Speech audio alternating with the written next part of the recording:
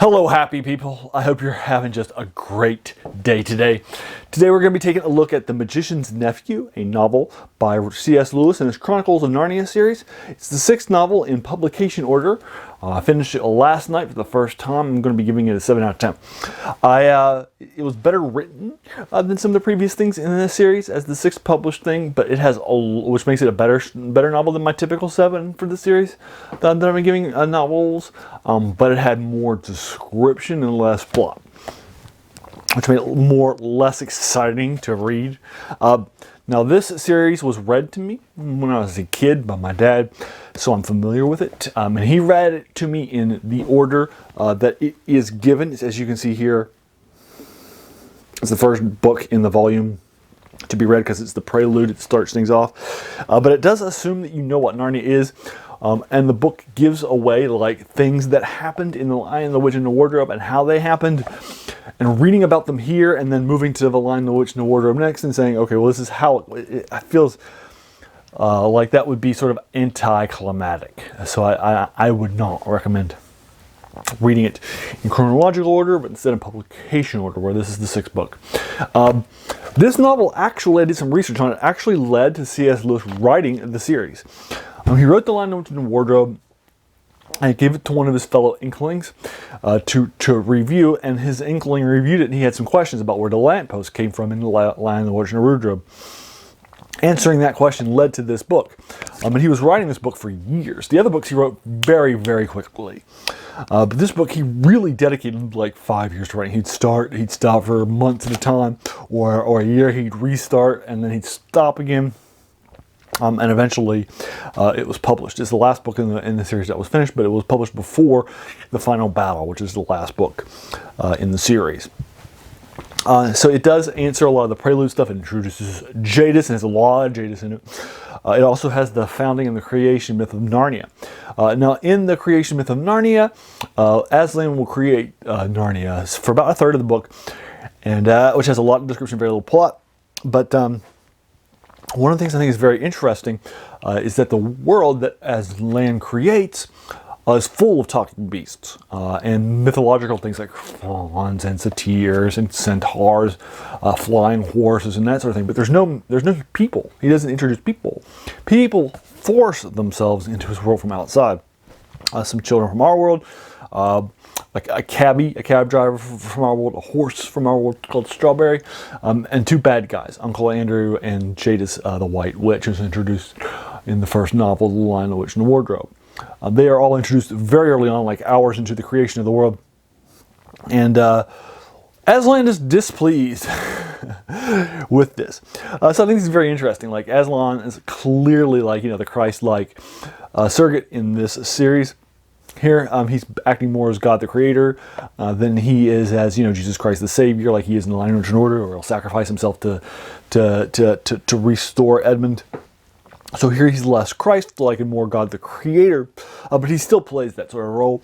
And he's also more, he's not as flexible in this one. He definitely comes across more like the God of the Old Testament than Jesus of the New Testament in this book as well.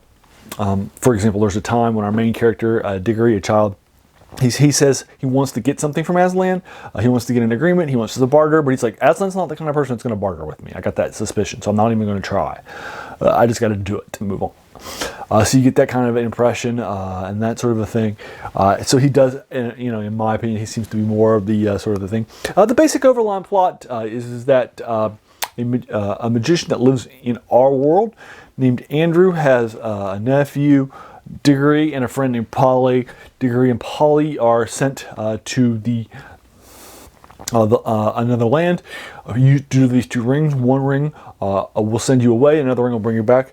He tricks Polly to leaving with just the away ring. Then he blackmails Diggory, his nephew, into going with both the away ring and the two coming back rings. So that way he can go and follow him and then report as to what he finds in this fantasy world.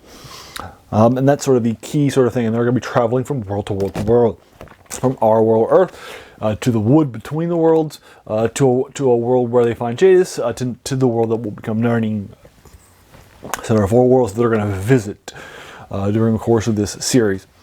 And that's basically, and then they're going to come, and they're going to go, and they're going to go to another world, and they're going to come back to Earth, and so on. They're going to head, and so they're going to continue sort of this travelogue, if you will. My copy of this is about 220 pages long. It took me about 3 hours for me to read it. I read it in 3 days. I spent about an hour each day. It was actually a little more because I think I spent 70 minutes one day. So it's probably like 3 hours and 10 or 15 minutes, something like that. So it's a little more than 3 hours, but it won't take that long of your time. You can easily read it in a single setting if you just wanted to sit out and do it.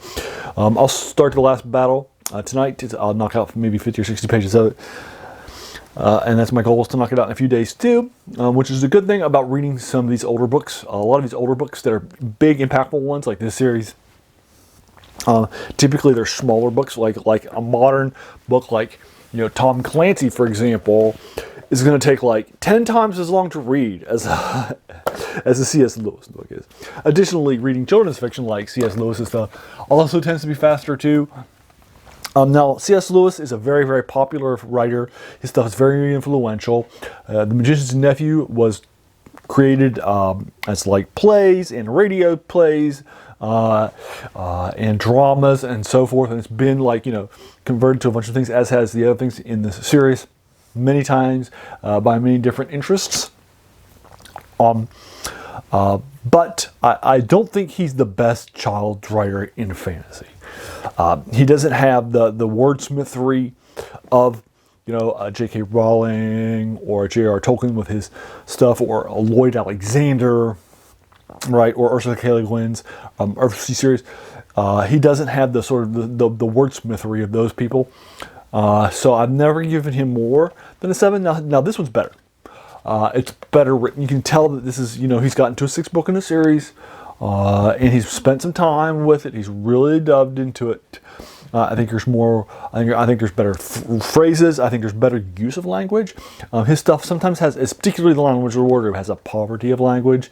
It doesn't read like it's really challenging people to look up words in dictionaries or to learn words as from context clues, or anything like that. It has bad pronouns. There are sometimes where there's a pronoun that's referring to something that's not the nearest noun or nearest name, but somebody who's before it, or in a later paragraph to somebody from a previous paragraph. It's not the most well-written thing in the world at times, but the series has progressed, and you can tell by the time you got to the 6th novel, The Magician's Nephew, that the writing has gotten better. But again, there's less plot. So better writing but less plot gives you more description, gives you still sticking at a 7 out of 10. But your mileage may vary, so I'd be interested in hearing what your take of The Magician's Nephew is if you've read it. Please feel encouraged to hit that subscribe button if you enjoyed this video.